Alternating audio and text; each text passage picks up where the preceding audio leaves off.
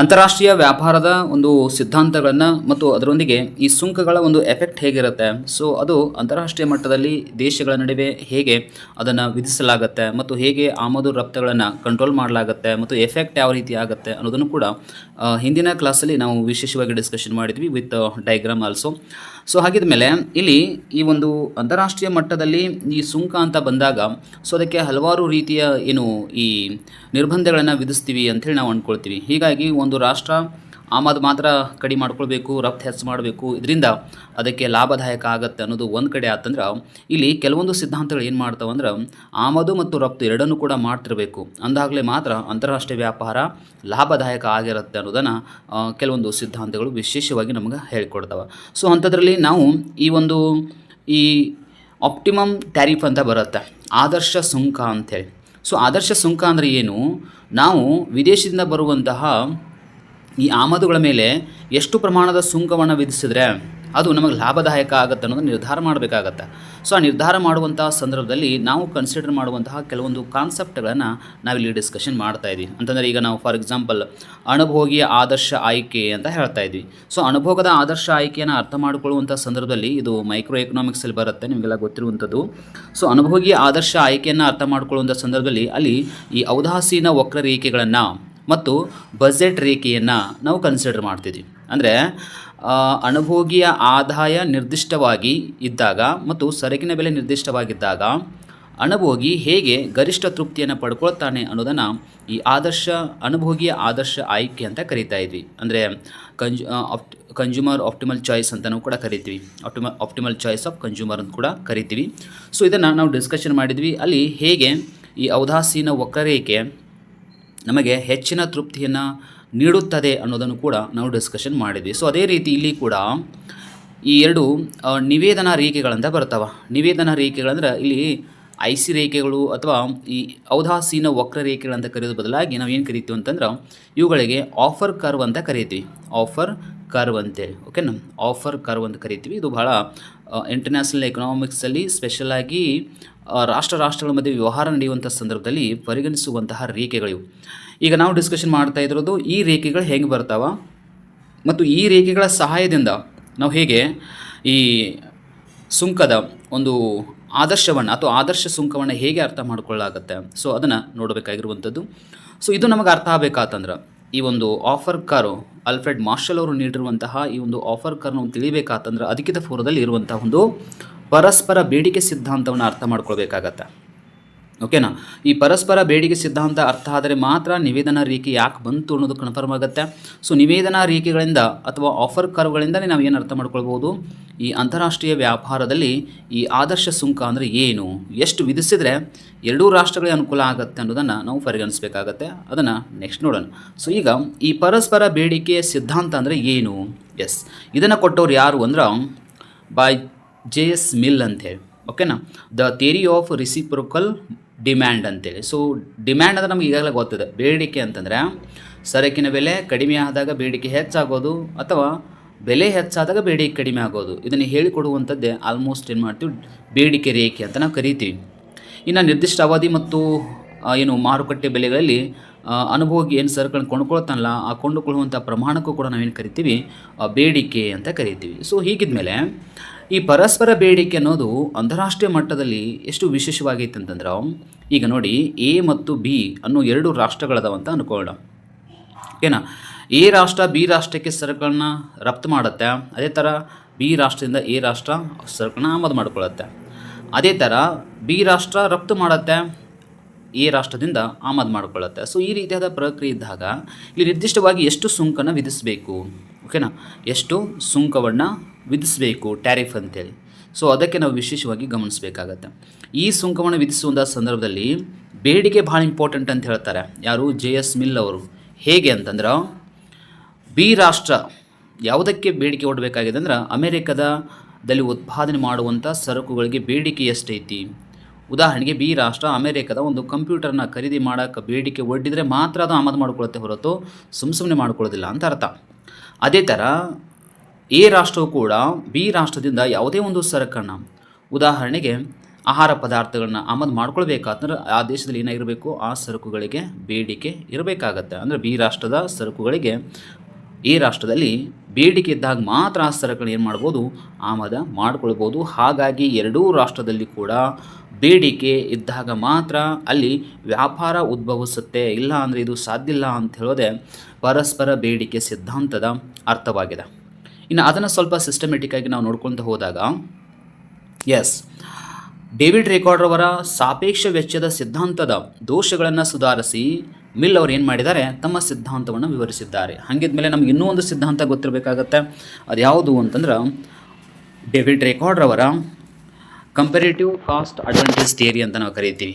ಅಂತಂದ್ರೆ ಸಾಪೇಕ್ಷ ವೆಚ್ಚದ ಸಿದ್ಧಾಂತ ಅಂತೇಳಿ ಅಲ್ಲಿ ಏನು ಕನ್ಸಿಡರ್ ಮಾಡಿದ್ರು ಅನ್ನೋದು ಈಗಾಗಲೇ ನಮಗೆ ಕನ್ಫರ್ಮ್ ಇದೆ. ಯಾಕಂದ್ರೆ ನಾವು ಫಸ್ಟಿಗೆ ಕ್ಲಾಸನ್ನು ಸ್ಟಾರ್ಟ್ ಮಾಡುವಾಗಲೇ ಅದ್ರ ಬಗ್ಗೆ ಫಸ್ಟ್ ಕ್ಲಾಸ್ ಅಥವಾ ಸೆಕೆಂಡ್ ಥರ್ಡ್ ಕ್ಲಾಸ್ ಒಳಗೆ ಇದಿದೆ ಇಂಪಾರ್ಟೆಂಟ್. ಅಂದರೆ ಏನು ಈ ಆ್ಯಡಮ್ ಸ್ಮಿತ್ ಅವರ ಅಂತಾರಾಷ್ಟ್ರೀಯ ವ್ಯಾಪಾರದ ಸಿದ್ಧಾಂತವನ್ನು ಟೀಕಿಸುವ ಮೂಲಕನೇ ಡೇವಿಡ್ ರಿಕಾರ್ಡರ್ ಅವರು ತಮ್ಮ ಸಿದ್ಧಾಂತವನ್ನು ಕೊಟ್ಟಿದ್ದಾರೆ. ಹಾಗಿದ್ಮೇಲೆ ಡೇವಿಡ್ ರಿಕಾರ್ಡರ್ ಅವರ ಸಿದ್ಧಾಂತವನ್ನು ಟೀಕಿಸುವ ಮೂಲಕ ಹೆಕ್ಚರ್ ಓಲಿನ್ ಅಂತ ಬರ್ತಾರೆ, ನಮಗೆಲ್ಲ ಗೊತ್ತಿದೆ. ಸೊ ಅವರ ಒಂದು ಸಿದ್ಧಾಂತವನ್ನು ನೋಡ್ಕೊಂಡಿವಿ. ಅದಾದಮೇಲೆ ಈ ಲಿಯಾನ್ಟಿ ಪ್ಯಾರಡಾಕ್ಸ್ ಅಂತ ನೋಡ್ಕೊಂಡಿವಿ, ಅಂದರೆ ಅವರ ಸಿದ್ಧಾಂತವನ್ನು ಕೂಡ ಟೀಕೆಯನ್ನು ಒಳಪಡಿಸುವಂಥದ್ದು. ಹಾಗಿದ್ಮೇಲೆ ಪರಸ್ಪರ ಬೇಡಿಕೆ ಸಿದ್ಧಾಂತ ಟೀಕೆ ಮಾಡಿದ್ದು ಯಾರನ್ನ ಅಂತಂದ್ರೆ, ಅಥವಾ ಯಾವ ಒಂದು ಸಿದ್ಧಾಂತವನ್ನು ಅಂತಂದರೆ ಅದು ಡೇವಿಡ್ ರಿಕಾರ್ಡರ್ ಅವರ ಸಿದ್ಧಾಂತ. ಅಲ್ಲಿ ಏನು ಹೇಳುತ್ತೆ ಅನ್ನೋದು ನಮಗೆ ಈಗಾಗಲೇ ಗೊತ್ತಿದೆ. ಅಂದರೆ ರಾಷ್ಟ್ರಗಳ ನಡುವೆ ಸರಕುಗಳಿಗೆ ತಗುಲುವಂಥ ವೆಚ್ಚವನ್ನು ಕನ್ಸಿಡರ್ ಮಾಡಲಾಗ್ತದೆ. ಓಕೆನಾ. ಸೊ ಅವ್ರ ಸಿದ್ಧಾಂತ ವಿಶೇಷವಾಗಿ ಈ ರಾಷ್ಟ್ರದಲ್ಲಿ ಒಂದು ಸರಕಿನ ಉತ್ಪಾದನೆಗೆ ತಗುಲುವಂಥ ವೆಚ್ಚ 1000 ರೂಪಾಯಿ ಆಗಿರುತ್ತೆ. ಅದೇ ಸರಕಿಗೆ ಬಿ ರಾಷ್ಟ್ರದಲ್ಲಿ ಉತ್ಪಾದನೆಗೆ ತಗುಲುವಂಥ ವೆಚ್ಚ 500 ರೂಪಾಯಿ ಆಗಿರುತ್ತೆ.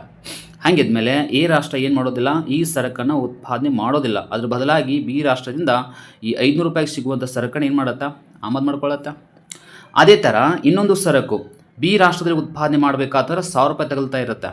ಅದೇ ಈ ರಾಷ್ಟ್ರದಲ್ಲಿ ಆ ಸರಕನ್ನು ಉತ್ಪಾದನೆ ಮಾಡಲಿಕ್ಕೆ 500 ರೂಪಾಯಿ ಮಾತ್ರ ತಗಲುತ್ತೆ. ಈ ಕಾರಣದಿಂದ ಬಿ ರಾಷ್ಟ್ರ ಏನು ಮಾಡುತ್ತೆ, ಈ 500 ರೂಪಾಯಿಗೆ ಸಿಗುವಂಥ ಸರಕನ್ನು ಡೈರೆಕ್ಟಾಗಿ ಆಮದು ಮಾಡ್ಕೊಳ್ಳುತ್ತೆ, ಈ 1000 ಸರಕು ಉತ್ಪಾದನೆ ಮಾಡೋದನ್ನು ಬಿಡುತ್ತೆ. ಸೊ ಈ ರೀತಿಯಾದ ಟೆಕ್ನಿಕನ್ನು ಹೇಳಿಕೊಟ್ಟಿದ್ದು ಡೇವಿಡ್ ರಿಕಾರ್ಡರ್ ಅವರ ಸಿದ್ಧಾಂತ.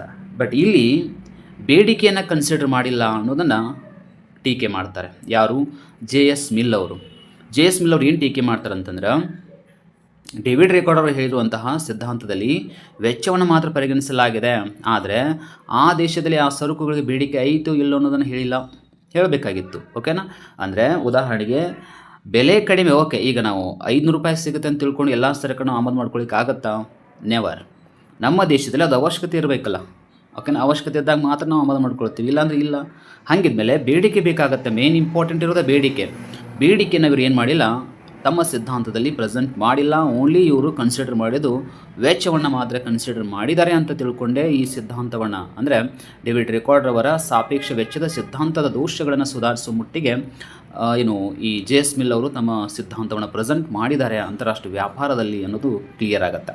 ಓಕೆನಾ. ಹಾಗಾದರೆ ಬೇಡಿಕೆಯಿಂದಲೇ ಅಂತಾರಾಷ್ಟ್ರೀಯ ವ್ಯಾಪಾರ ಏರ್ಪಡುತ್ತೆ ಅನ್ನೋದನ್ನು ಇವರು ಸಿಂಪಲ್ಲಾಗಿ ಹೇಳಿಕೊಟ್ಟಿದ್ದಾರೆ ಅಂತ ಆಯಿತು. ನೆಕ್ಸ್ಟು, ಆದರೆ ಡೇವಿಡ್ ರಿಕಾರ್ಡರ್ ಅವರು ಏನು ಮಾಡಿದ್ದಾರೆ, ಅಂತಾರಾಷ್ಟ್ರೀಯ ವ್ಯಾಪಾರದ ವಾಸ್ತವ ವ್ಯಾಪಾರ ಷರತ್ತುಗಳ ಬಗ್ಗೆ ಯಾವುದೇ ರೀತಿಯಾದ ವಿಷಯಗಳನ್ನು ಹೇಳಿಲ್ಲ ಮತ್ತು ಪ್ರಯೋಜನಗಳ ಬಗ್ಗೆಯೂ ಕೂಡ ಹೇಳಿಲ್ಲ. ಹಾಗಾಗಿ ಈ ಸಿದ್ಧಾಂತವನ್ನು ಟೀಕಿಸ್ತಾರೆ. ಅಂದರೆ ಡೇವಿಡ್ ರಿಕಾರ್ಡರ್ ಅವರು ಏನು ಹೇಳಿದ್ದಾರೆ, ವೆಚ್ಚ ಎಲ್ಲಿ ಕಡಿಮೆ ಇರುತ್ತೋ, ಎಲ್ಲಿ ಹೆಚ್ಚಿರುತ್ತೋ ಅಲ್ಲಿ ಅವರು ಮ್ಯೂಚುವಲ್ ಚೇಂಜ್ ಮಾಡ್ಕೊಳ್ತಾರೆ, ಹೀಗಾಗಿ ವ್ಯಾಪಾರ ಆಗುತ್ತೆ ಅಂತ ಹೇಳ್ತಾರೆ. ಬಟ್ ವ್ಯಾಪಾರ ಷರತ್ತುಗಳು ಅಂತೇಳಿ ನಾವು ಹಿಂದಿನ ಕ್ಲಾಸಸ್ಸಲ್ಲಿ ಬಹಳ ವಿಶೇಷವಾಗಿ ಡಿಸ್ಕಷನ್ ಮಾಡಿದ್ವಿ. ಅವುಗಳ ಟೈಪ್ಸ್ ಆಗಿರ್ಬೋದು, ಹಾಗಂದ್ರೆ ಏನು, ಯಾವಾಗ ಒಂದು ರಾಷ್ಟ್ರಕ್ಕೆ ಅದು ಲಾಭ ಆಗುತ್ತೆ, ಯಾವಾಗ ನಷ್ಟ ಆಗುತ್ತೆ, ಇವೆಲ್ಲವೂ ಕೂಡ ಕನ್ಸಿಡರ್ ಮಾಡಿವಿ. ಬಟ್ ಅವುಗಳ ಬಗ್ಗೆ ಯಾರು ಹೇಳಿಲ್ಲ ಅಂದರೆ ಡೇವಿಡ್ ರಿಕಾರ್ಡರ್ ಅವರು ತಮ್ಮ ಸಿದ್ಧಾಂತದಲ್ಲಿ ಮಂಡಿಸಿಲ್ಲ. ಆಮೇಲೆ ಇನ್ನೂ ಕೆಲವೊಂದು ಪ್ರಯೋಜನಗಳು ಕೂಡ ಹೇಳಿಲ್ಲ, ಕೇವಲ ವೆಚ್ಚದ ಪ್ರಯೋಜನ ಮಾತ್ರ ಹೇಳ್ತಾ ಇದ್ದಾರೆ. ಬಟ್ ಕೆಲವೊಂದು ಸರಕುಗಳ ಪ್ರಯೋಜನ ಇರುತ್ತೆ. ಸೊ ಅವುಗಳ ಬಗ್ಗೆ ಇವರು ಏನು ಮಾಡಿಲ್ಲ, ಈ ಡೇವಿಡ್ ರಿಕಾರ್ಡರ್ ಅವರು ತಮ್ಮ ಸಿದ್ಧಾಂತದಲ್ಲಿ ಎಕ್ಸ್ಪ್ಲೇನ್ ಮಾಡಿಲ್ಲ ಅನ್ನೋದು ಕೂಡ ಕನ್ಫರ್ಮ್ ಆಗುತ್ತೆ. ನೆಕ್ಸ್ಟು, ಮಿಲ್ ಅವರು ಏನು ಮಾಡ್ತಾರೆ, ಎರಡು ದೇಶಗಳ ನಡುವೆ ಸರಕುಗಳ ಪರಸ್ಪರ ಬೇಡಿಕೆಯಿಂದ ಅವುಗಳಿಗೆ ದೊರೆಯುವ ಲಾಭವನ್ನು ವಿವರಿಸಿದ್ದಾರೆ. ಎಸ್, ಅಂದರೆ ನೋಡಿ, ಎ ದೇಶ ಬಿ ದೇಶ ಎ ದೇಶದಲ್ಲಿ ತನ್ನ ಸರಕುಗಳಿಗೆ ಬೇಡಿಕೆಯನ್ನು ಹೊಂದಿತ್ತಂದ್ರೆ ಅಂದಾಗ ಮಾತ್ರ ವ್ಯಾಪಾರ ಏರ್ಪಡುತ್ತೆ, ಇದರಿಂದ ಎರಡೂ ರಾಷ್ಟ್ರಕ್ಕೂ ಕೂಡ ಲಾಭ ಆಗತ್ತೆ ಅನ್ನೋದನ್ನು ಪರಸ್ಪರ ಬೇಡಿಕೆ ಸಿದ್ಧಾಂತದಲ್ಲಿ JS ಮಿಲ್ ಅವರು ಪ್ರೆಸೆಂಟ್ ಮಾಡಿದ್ದಾರೆ. ಹಾಗಿದ್ಮೇಲೆ ಇಲ್ಲಿ ಡೇವಿಡ್ ರಿಕಾರ್ಡರ್ ಆಗಿರ್ಬೋದು ಮತ್ತು ಆ್ಯಡಮ್ ಸ್ಮಿತ್ ಆಗಿರ್ಬೋದು, ಅವರು ನಿಜವಾಗ್ಲೂ ಇಂಥ ವಿಷಯಗಳ ಬಗ್ಗೆ ಜಾಸ್ತಿ ಅಂತಲ್ಲ ವಿಷಯವನ್ನು ಮಂಡನೆ ಮಾಡಿಲ್ಲ. ಅವರು ಅಂತಾರಾಷ್ಟ್ರೀಯ ವ್ಯಾಪಾರ ಷರತ್ತುಗಳಾಗಿರ್ಬೋದು ಅಂಥವುಗಳ ಬಗ್ಗೆ ಅವರು ವಿಶೇಷವಾಗಿ ಕಲ್ಪನೆಗಳನ್ನು ಮಾಡಿಕೊಂಡಿಲ್ಲ ಅನ್ನೋದು ಕನ್ಫರ್ಮ್ ಆಗುತ್ತೆ.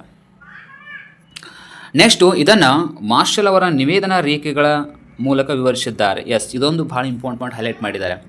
ಜೆ.ಎಸ್. ಮಿಲ್ ಅವರು ಏನು ಮಾಡಿದ್ದಾರೆ ಅಂತಂದ್ರೆ, ತಮ್ಮ ಪರಸ್ಪರ ಬೇಡಿಕೆ ಸಿದ್ಧಾಂತವನ್ನು ಪ್ರೆಸೆಂಟ್ ಮಾಡುವಂಥ ಸಂದರ್ಭದಲ್ಲಿ ಮಾರ್ಷಲ್ ಅವರು ಪ್ರೆಸೆಂಟ್ ಮಾಡಿರುವಂತಹ ಈ ಆಫರ್ ಕರ್ವನ್ನು ಏನು ಮಾಡಿದ್ದಾರೆ, ತಮ್ಮ ಸಿದ್ಧಾಂತದಲ್ಲಿ ಬಳಸಿಕೊಂಡಿದ್ದಾರೆ ಅಂತ ಅರ್ಥ. ಬಟ್ ಆಫರ್ ಕರ್ವ್ ಅಂದರೆ ಏನು, ಸೊ ಅದು ಗೊತ್ತಾಗಬೇಕಲ್ಲ. ಸೊ ಅದು ಗೊತ್ತಾದಮೇಲೆ ನಾವು ನೆಕ್ಸ್ಟ್ ಇರುವಂಥ ಕಾನ್ಸೆಪ್ಟನ್ನು ಅರ್ಥ ಮಾಡ್ಕೊಳ್ಬೋದು ಹೊರತು ಅಟ್ ಈಸಿಯಾಗಿ ಗೊತ್ತಾಗೋದಿಲ್ಲ. ಸೊ ಹಂಗಿದ್ಮೇಲೆ ನಾವು ನೆಕ್ಸ್ಟ್ ನೋಡ್ತಾ ಇರೋದು ಏನು ಅಂದ್ರೆ, ಈ ಪರಸ್ಪರ ಬೇಡಿಕೆ ಸಿದ್ಧಾಂತದೊಂದಿಗೆ ಆಫರ್ ಕರ್ವ್ನು ಕೂಡ ಏನು ಮಾಡ್ತಾ ಇದ್ದೀವಿ, ಇಲ್ಲಿ ನಾವು ಸ್ಟಡಿ ಮಾಡ್ತಾ ಇದ್ದೀವಿ. ಸೊ ಕ್ವಶನ್ಸ್ ಕೇಳ್ತಿರ್ತಾರೆ. ಸೊ ಆಫರ್ ಕರ್ವ್ ಅಂದರೆ ಏನು, ಆಮೇಲೆ ಪರಸ್ಪರ ಬೇಡಿಕೆ ಸಿದ್ಧಾಂತದಲ್ಲಿರುವಂಥ ಜೆ.ಎಸ್. ಮಿಲ್ ಅವರ ವಿಚಾರ ಹೇಗಿದೆ, ಸೊ ಅವ್ರು ಯಾಕೆ ಆಪ್ಟಿಮಲ್ ಟ್ಯಾರಿಫ್ ಅಂದರೆ ಈ ಸುಂಕದ ಒಂದು ಆದರ್ಶ ಸುಂಕವನ್ನು ಎಕ್ಸ್ಪ್ಲೇನ್ ಮಾಡುವಂಥ ಸಂದರ್ಭದಲ್ಲಿ ನಾವು ಆಫರ್ ಕರ್ವಣೆ ಯಾಕೆ ಯೂಸ್ ಮಾಡ್ಕೋಬೇಕಾಗತ್ತೆ, ಯಾಕೆ ಪರಸ್ಪರ ಬೇಡಿಕೆ ಸಿದ್ಧಾಂತ ಅದು ಆ ರೀತಿಯಾಗಿ ವಿಷಯವನ್ನು ಕೊಡುತ್ತೆ ಅನ್ನೋದು ಗೊತ್ತಾಗಬೇಕಾತಂದ್ರೆ ನಾವು ವಿವರವಾಗಿಯೇ ತಿಳ್ಕೊಳ್ಬೇಕಾಗತ್ತೆ.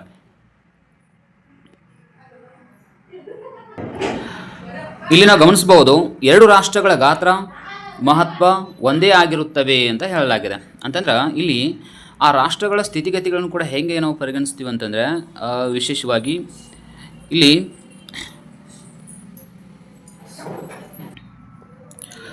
ಪರಸ್ಪರ ಬೇಡಿಕೆ ಸಿದ್ಧಾಂತದ ಒಂದು ಕಲ್ಪನೆಗಳನ್ನು ನೋಡೋದಾತಂದ್ರೆ ವಿಶೇಷವಾಗಿ ಇವರು ಹೈಲೈಟ್ ಮಾಡಿರೋದು ಏನು ಅಂತಂದ್ರೆ, ಒಂದನೇದು ಎರಡು ರಾಷ್ಟ್ರಗಳ ಗಾತ್ರ ಮತ್ತು ಮಹತ್ವ ಒಂದೇ ಆಗಿರುತ್ತದೆ. ಸೊ ಇದೊಂದು ವಿಶೇಷವಾದಂತಹ ಕಲ್ಪನೆ ಅಂತಲೇ ಹೇಳಬಹುದು. ಹಂಗೆ ನೋಡಿದರೆ ವಾಸ್ತವದಲ್ಲಿ ವಿಶ್ವದಲ್ಲಿ ಎಲ್ಲ ರಾಷ್ಟ್ರಗಳು ಒಂದೇ ರೀತಿಯಾದ ಒಂದು ಸಾಮರ್ಥ್ಯ ಅಥವಾ ಗಾತ್ರವನ್ನು ವಿಶೇಷವಾಗಿ ಹೊಂದಿರೋದಿಲ್ಲ. ಬಟ್ ಇವರು ಪರಸ್ಪರ ಬೇಡಿಕೆ ಒಂದು ಸಿದ್ಧಾಂತದ ಪ್ರಕಾರ ಅಥವಾ ಮಿಲ್ ಅವರ ಪ್ರಕಾರ ಏನು ಹೇಳಲಾಗಿದೆ ಅಂತಂದ್ರೆ, ಇಲ್ಲಿ ಪ್ರಮುಖವಾಗಿ ಹೈಲೈಟ್ ಆಗೋದು ಎರಡೂ ರಾಷ್ಟ್ರಗಳು ಕೂಡ ಒಂದೇ ಸಾಮರ್ಥ್ಯ ಮತ್ತು ಒಂದೇ ರೀತಿಯಾದ ಗಾತ್ರವನ್ನು ಹೊಂದಿರುತ್ತವೆ. ಆದರೆ ಸರಕುಗಳನ್ನು ಉತ್ಪಾದನೆ ಮಾಡುವಲ್ಲಿ ಮತ್ತು ಇಂಪೋರ್ಟ್ ಎಕ್ಸ್ಪೋರ್ಟ್ ಮಾಡುವಂಥ ಸಂದರ್ಭದಲ್ಲಿ ಬೇರೆ ಬೇರೆಯಾಗಿದ್ದರೂ ಕೂಡ ಗಾತ್ರ ಮತ್ತು ಅವುಗಳ ಮಹತ್ವಕ್ಕೆ ನಾವು ಕನ್ಸಿಡರ್ ಮಾಡಿದರೆ ಎರಡೂ ಸೇಮ್ ಇರ್ತಾವ ಅನ್ನೋದನ್ನು ವಿಶೇಷವಾಗಿ ಇವರು ಕಲ್ಪನೆ ಮಾಡಿಕೊಂಡಿದ್ದಾರೆ. ನೆಕ್ಸ್ಟ್ ಇನ್ನೊಂದು ಹೈಲೈಟ್ ಮಾಡ್ತಾರೆ, ಉತ್ಪಾದನಾಂಗಗಳು ದೇಶಗಳ ನಡುವೆ ಚಲಿಸುವುದಿಲ್ಲ. ಅಂದ್ರೆ ಒಂದು ದೇಶದಿಂದ ಮತ್ತೊಂದು ದೇಶಕ್ಕೆ ಉತ್ಪಾದನಾಂಗಗಳು ಮೂವ್ಮೆಂಟ್ ಆಗೋದಿಲ್ಲ ಅಂತಂದರೆ, ಫಾರ್ ಎಕ್ಸಾಂಪಲ್ ನಮ್ಮ ದೇಶದ ಅಥವಾ ಎ ದೇಶದ ಕಾರ್ಮಿಕರು ಬಿ ದೇಶಕ್ಕೆ ಹೋಗಿ ಕೆಲಸ ಮಾಡೋದಾಗಿರ್ಬೋದು, ಅಥವಾ ಬಿ ದೇಶದ ಕಾರ್ಮಿಕರು ಎ ದೇಶಕ್ಕೆ ಬಂದು ಕೆಲಸ ಮಾಡೋದಾಗಿರ್ಬೋದು, ಇರೋದಿಲ್ಲ ಅಂತ ಅರ್ಥ. ಅಥವಾ ಬಂಡವಾಳನೂ ಕೂಡ ಹಾಗೆ, ಒಂದು ಬಂಡವಾಳ ಮತ್ತೊಂದು ಬಂಡವಾಳ ದೇಶಕ್ಕೆ ಹೋಗಿ ಬೇರೆ ದೇಶಕ್ಕೆ ಹೋಗಿ ಅದನ್ನು ಬಳಕೆ ಮಾಡಿಕೊಳ್ಳೋ ಹಾಗಿಲ್ಲ. ಅಂದರೆ ಉತ್ಪಾದನಾಂಗಗಳಂದಮೇಲೆ ಅವು ಭೂಮಿ, ಶ್ರಮ, ಬಂಡವಾಳ ಎಲ್ಲ ಬರ್ತವೆ. ಸೊ ಅವು ದೇಶಗಳ ನಡುವೆ ಚಲಿಸುವುದಿಲ್ಲ. ಒಂದು ವೇಳೆ ಚಲಿಸಿದ್ರೆ ಅಲ್ಲಿ ಎಫೆಕ್ಟ್ ಬೇರೆ ಆಗುತ್ತೆ ಅನ್ನೋದನ್ನು ವಿಚಾರ ಇವ್ರು ಹೇಳುವಂಥದ್ದು. ನೆಕ್ಸ್ಟ್ ಇನ್ನೊಂದು ಯಾವುದು ಕನ್ಸಿಡರ್ ಮಾಡಿಲ್ಲ ಅಂದರೆ ಉತ್ಪಾದನಾ ವೆಚ್ಚಗಳ ಪ್ರಭಾವವನ್ನು ಪರಿಗಣಿಸುವುದಿಲ್ಲ. So that's also very important, because ಇದನ್ನು ಈ ಕಾನ್ಸೆಪ್ಟನ್ನು ಡೇವಿಡ್ ರಿಕಾರ್ಡೋ ಅವರು ವಿಶೇಷವಾಗಿ ಪರಿಗಣಿಸಿದ್ದಾರೆ. ಬಟ್ ಇಲ್ಲಿ ಏನಾಗಿದೆ ಅಂದರೆ ಪರಸ್ಪರ ಬೇಡಿಕೆ ಸಿದ್ಧಾಂತ ಜೆ.ಎಸ್. ಮಿಲ್ ಅವರು ಹೇಳುವಂಥದ್ದು ಏನಾಗಿದೆ ಅಂದರೆ, ಇವರು ಉತ್ಪಾದನಾ ವೆಚ್ಚದಲ್ಲಿ ಹೆಚ್ಚು ಕಡಿಮೆ ಆಗೋದನ್ನು ಏನು ಮಾಡೋದಿಲ್ಲ, ವಿಶೇಷವಾಗಿ ಪರಿಗಣಿಸೋದಿಲ್ಲ. ಆದರೆ ಆಮದು ರಫ್ತದಲ್ಲಿ ನಾವು ಇಷ್ಟು ಉದಾಹರಣೆಗೆ ನಾವು ರಫ್ತು ಸರಕನ್ನು ಉದಾಹರಣೆಗೆ ನಾವು ಎಷ್ಟಪ್ಪ ಅಂದ್ರೆ ಒಂದು ಸರಕನ್ನು ರಫ್ತು ಮಾಡಿವಿ, ಇದ್ರ ಬೆಲೆ ಎಷ್ಟಾಗಿದೆ ಅಂದರೆ ಉದಾಹರಣೆಗೆ ಒಂದು 10 ರೂಪಾಯಿ ಆಗಿದೆ. ಓಕೆ, ಈಗೊಂದು ಸರಕನ್ನು ನಾವು ಏನು ಮಾಡಿವಿ ಅಂದ್ರೆ ಆಮದು ಮಾಡ್ಕೊಂಡಿವಿ. ಸೊ ಇದರ ಒಂದು ಬೆಲೆ ಎಷ್ಟಾಗಿದೆ ಅಂದ್ರೆ 20 ರೂಪಾಯಿ ಆಗಿದೆ. ಓಕೆನಾ, ಒಂದು ಸರಕನ್ನು ಆಮದು ಮಾಡಿಕೊಡಿ. ಹಾಗಿದ್ರೆ ಅರ್ಥ ಏನು? ಎಸ್, ನಾವು ಒಂದು ಸರಕನ್ನು ಆಮದು ಮಾಡ್ಕೊಳ್ಬೇಕಾತಂದ್ರೆ ಎರಡು ಸರಕನ್ನು ರಫ್ತು ಮಾಡಬೇಕು ಅಂತ ಅರ್ಥ. ಆವಾಗ ಈಕ್ವಾಲಿಟಿ ಬಂದುಬಿಡುತ್ತೆ, ಎರಡಕ್ಕೂ ಕೂಡ ನಮ್ಗೆ ಸಮ ಆಗುತ್ತೆ ಅಂತ ಅರ್ಥ. ಇದನ್ನು ಹೇಳುವಂಥದ್ದೇ ಪರಸ್ಪರ ಬೇಡಿಕೆ ಸಿದ್ಧಾಂತ.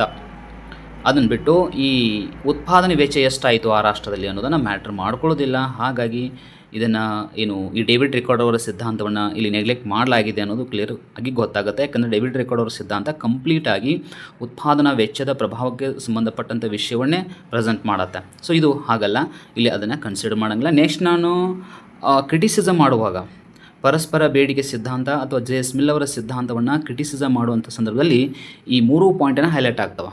ಯಾವುದು ಅಂದರೆ, ಒಂದು ಗಾತ್ರದ ಬಗ್ಗೆ, ಉತ್ಪಾದನಾಂಗಗಳ ಚಲನೆಯ ಬಗ್ಗೆ, ನೆಕ್ಸ್ಟು ಉತ್ಪಾದನಾ ವೆಚ್ಚಗಳ ಪ್ರಭಾವದ ಬಗ್ಗೆಯೂ ಕೂಡ ಕನ್ಸಿಡರ್ ಮಾಡಲಾಗುತ್ತೆ. ಸೊ ಅದನ್ನು ನೆಕ್ಸ್ಟ್ ನೋಡೋಣ ಕ್ರಿಟಿಸಿಸಮ್ ಮಾಡುವಾಗ. ಸೊ ಈ ಒಂದು ಊಹೆಗಳನ್ನ ಇಟ್ಕೊಂಡು ನಾವು ಒಂದು ಉದಾಹರಣೆ ಗಮನಿಸ್ಬೋದು. ಯಾವ ರೀತಿ ಅಂದ್ರೆ, ಎ ಮತ್ತು ಬಿ ಅಂತೇಳಿ 2 ರಾಷ್ಟ್ರ ಇರ್ತವೆ. ಸೊ ಅವುಗಳನ್ನ ನಾವು ಕನ್ಸಿಡರ್ ಮಾಡಿದಾಗ ನೋಡ್ಬೋದು, ಎ ದೇಶವು ವಾಯ್ ಸರಕನ್ನು ಎಕ್ಸ್ ಮತ್ತು ಎರಡು ವಾಯ್ ಅಂತ ಎರಡು ಸರಕದ ಅಂತ ಅಂದ್ಕೊಳ್ಳೋಣ. ಎ ದೇಶವು ವಾಯ್ ಸರಕನ್ನು ಬಿ ದೇಶದಿಂದ ಆಮದು ಮಾಡಿಕೊಳ್ಳಲು ಎಕ್ಸ್ ಸರಕನ್ನು ಉತ್ಪಾದಿಸಿ ಬಿ ದೇಶಕ್ಕೆ ರಫ್ತು ಮಾಡುತ್ತದೆ. ಎಸ್, ಅಂದರೆ ಈಗ ಒಂದನ್ನು ಪಡ್ಕೊಳ್ಬೇಕಾದ್ರೆ ಮತ್ತೊಂದನ್ನು ಎಕ್ಸ್ಪೋರ್ಟ್ ಮಾಡಬೇಕು ಅಂತ ಅರ್ಥ ಇದು. ಅದೇ ರೀತಿ ಬಿ ದೇಶವು ಎಕ್ಸ್ ಸರಕನ್ನು ಎ ದೇಶದಿಂದ ಆಮದು ಮಾಡಿಕೊಳ್ಳೋ ಸಲುವಾಗಿ ವಾಯ್ ಸರಕನ್ನು ಉತ್ಪಾದಿಸಿ ಎ ದೇಶಕ್ಕೆ ರಫ್ತು ಮಾಡಬೇಕು ಅಂತ ಅರ್ಥ. ಅಂದರೆ ಒಂದನ್ನು ಪಡ್ಕೊಳ್ತಾ ಇದ್ದೀವಿ ಮತ್ತೊಂದು ಕೊಡಲೇಬೇಕು ಅಂತ ಅರ್ಥ. ಬಟ್ ಎಷ್ಟು ಪ್ರಮಾಣದ ಕೊಡಬೇಕು? ಉದಾಹರಣೆಗೆ ನಾವು ಆಮದು ಮಾಡ್ಕೊಂಡಿರ್ತೀವಲ್ಲ, ಆ ಆಮದು ಮಾಡಿಕೊಂಡು ಸರಕಿನ ಬೆಲೆಗೆ ಸಮವಾಗುವಷ್ಟು ರಫ್ತನ್ನು ಮಾಡಬೇಕು. ಅಥವಾ ನಾವು ರಫ್ತು ಮಾಡುವಂತಹ ಸರಕು ನಾವು ಆಮದು ಮಾಡಿಕೊಂಡಿರುವಂಥ ಸರಕಕ್ಕೆ ಈಕ್ವಲ್ ಆಗಿರಬೇಕು ಬೆಲೆಯಲ್ಲಿ ಕೂಡ. ಸೊ ಅದನ್ನು ಕನ್ಸಿಡರ್ ಮಾಡುವಂಥ ಸಿದ್ಧಾಂತನ ಪರಸ್ಪರ ಬೇಡಿಕೆ ಸಿದ್ಧಾಂತ. ಹಾಗಿದ್ಮೇಲೆ ಬೆಲೆಗಳನ್ನು ಪರಿಗಣಿಸುವ ಮೂಲಕ, ಓಕೆನಾ, ಬೆಲೆಗಳನ್ನು ಮೇನ್ ಪರಿಗಣಿಸ್ತೀವಿ, ವೆಚ್ಚಗಳನ್ನೆಲ್ಲ. ಎಸ್, ವೆಚ್ಚಗಳನ್ನು ಪರಿಗಣಿಸೋದಿಲ್ಲ. ಎರಡು ದೇಶಗಳು ಸರಕುಗಳನ್ನು ವಿನಿಮಯ ಮಾಡಿಕೊಂಡು ಲಾಭ ಗಳಿಸುತ್ತವೆ. ಅಂದರೆ ಉದಾಹರಣೆಗೆ ನಾವು ಗಮನಿಸ್ಬೋದು, ಎಕ್ಸ್ ಘಟಕಕ್ಕೆ 5 ರೂಪಾಯಿ ಇದೆ, ವಾಯ್ ಸರಕಿನ ಘಟಕಕ್ಕೆ 10 ರೂಪಾಯಿ ಇದೆ ಅಂತ ತಿಳ್ಕೊಳ್ಳೋಣ. ಆವಾಗ ಉದಾಹರಣೆಗೆ ಈ ಎ ದೇಶ ಎಕ್ಸ್ಪೋರ್ಟ್ ಮಾಡುವಂಥ ಸರಕಿನ ಬೆಲೆ 5 ರೂಪಾಯಿ ಇದೆ, ಅದು ಬಿ ದೇಶದಿಂದ ಇಂಪೋರ್ಟ್ ಮಾಡಿಕೊಳ್ಳುವಂಥ ಸರಕಿನ ಬೆಲೆ 10 ರೂಪಾಯಿ ಇದೆ. ಹಾಗಿದ್ಮೇಲೆ ಒಂದು ಸರಕನ್ನು ಆಮದು ಮಾಡಿಕೊಳ್ಳೋ ಸಲುವಾಗಿ 2 ಸರಕನ್ನು ರಫ್ತು ಮಾಡಬೇಕು ಅಂತ ಅರ್ಥ. ಆವಾಗ ಆ ದೇಶಕ್ಕೆ ಇದು ಲಾಭದಾಯಕ ಆಗಿರುತ್ತೆ ಅನ್ನೋದನ್ನು ಈ ಲಾಸ್ಟ್ ಪಾಯಿಂಟ್ ನಮಗೆ ಹೈಲೈಟ್ ಮಾಡುತ್ತೆ. ಅಂದರೆ X2 = Y1 ಅಂತೆ. ಅಂದ್ರೆ ಎರಡು ಸರಕುಗಳನ್ನು ಎಕ್ಸ್ ಸರಕುಗಳನ್ನು ರಫ್ತು ಮಾಡಿದಾಗ ಒಂದು ಸರಕನ್ನು ಆಮದು ಮಾಡ್ಕೊಳ್ಬೋದು ಅಂತ ಅರ್ಥ. ಇದರರ್ಥ ಆಮದು ಸರಕಿನ ಬೆಲೆ ಹೆಚ್ಚಿದೆ ಅನ್ನೋದು ಕನ್ಫರ್ಮ್ ಆಗುತ್ತೆ. ಈ ಟೈಮಲ್ಲಿ ಆ ದೇಶ ಏನು ಮಾಡ್ಬೋದು? ಎ ದೇಶ ಏನು ಮಾಡುತ್ತೆ? ಎಸ್, ಅವಾಗ ವಿಚಾರ ಮಾಡೋಕ್ಕೆ ಸ್ಟಾರ್ಟ್ ಮಾಡುತ್ತೆ. ಎಸ್, ನಾವು ಒಂದು ಸರಕನ್ನು ಆಮದು ಮಾಡ್ಕೊಳ್ಳೋ ಸಲುವಾಗಿ ನಾವು 2 ಸರಕನ್ನು ರಫ್ತು ಮಾಡಬೇಕಾಗಿದೆ ಅಂದಮೇಲೆ ಆ ವಾಯ್ ಸರಕನ್ನು ನಮ್ಮಲ್ಲೇ ಉತ್ಪಾದನೆ ಮಾಡಿದರೆ ಹೇಗೆ ಅನ್ನೋ ಪ್ಲ್ಯಾನ್ ಮಾಡುತ್ತೆ. ಆವಾಗ ಈ ಒಂದು ಯಾವುದು ಎ ದೇಶ ಏನು ಮಾಡುತ್ತೆ ಅಂದರೆ ರಫ್ತು ಮಾಡುವಂಥ ಪ್ರಮಾಣವನ್ನು ಚೇಂಜ್ ಮಾಡ್ಕೊತ ಹೋಗುತ್ತೆ. ಅಂದರೆ ಮೊದಲಿಗೆ ಏನು ಮಾಡ್ತಾಯಿತ್ತು? 2 ಮಾಡ್ತಾಯಿತ್ತು, ಆಮೇಲೆ 1 ಮಾಡ್ಲಿಕ್ಕೆ ಸ್ಟಾರ್ಟ್ ಮಾಡುತ್ತೆ. ಯಾಕಂದರೆ ವಾಯ್ ಸರಕು ಬಹಳ ವೆಚ್ಚದಾಯಕ ಆಗಿದೆ. ಹಾಗೆ ಅದನ್ನು ನಮ್ಮ ದೇಶದಲ್ಲಿ ಉತ್ಪಾದನೆ ಮಾಡಿದರೆ ಇದು ಲಾಭದಾಯಕ ಆಗುತ್ತಲ್ಲ ಅಂತ ವಿಚಾರ ಮಾಡುತ್ತೆ ಎ ದೇಶ. ಆವಾಗ ಅದು ಏನು ಮಾಡುತ್ತೆ? ವಾಯ್ ಸರಕನ್ನು ಆಮದು ಮಾಡಿಕೊಳ್ಳೋದನ್ನು ಕಡಿಮೆ ಮಾಡಿ ಅದನ್ನೇ ತನ್ನ ದೇಶದಲ್ಲಿ ಉತ್ಪಾದನೆ ಮಾಡಲಿಕ್ಕೆ ಸ್ಟಾರ್ಟ್ ಮಾಡುತ್ತೆ. ಇದರಿಂದ ಏನಾಗುತ್ತೆ? ಎಸ್, ನಾವು ಅತಿಯಾಗಿ ಎಕ್ಸ್ಪೋರ್ಟ್ ಮಾಡೋದನ್ನು ಕೂಡ ಕಡಿಮೆ ಮಾಡ್ಬೋದು. ಹಾಗಾಗಿ ಇದನ್ನು ಹೇಳುವಂಥದ್ದು ಯಾವುದು ಅಂದರೆ ಆಫರ್ ರೇಖೆ ಅಂತ ಕರಿತೀವಿ.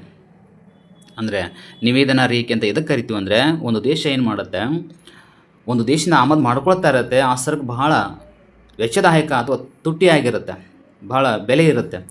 ಅದನ್ನು ಕಡಿಮೆ ಮಾಡಿ ತನ್ನ ದೇಶದಲ್ಲಿ ಉತ್ಪಾದನೆ ಮಾಡೋ ಮೂಲಕ ಅದನ್ನು ಕಡಿಮೆ ಮಾಡ್ತಾ ಏನು ಹೋಗುತ್ತಲ್ಲ, ಸೊ ಅದಕ್ಕೆ ನಾವೇನು ಕರಿತೀವಿ ಅಂತಂದ್ರೆ ಈ ಆಫರ್ ರೇಖೆ ಅಂತ ಕರಿತೀವಿ. ಸೊ ಅದನ್ನು ನೆಕ್ಸ್ಟ್ ಡೀಟೇಲಾಗಿ ನೋಡೋಣ.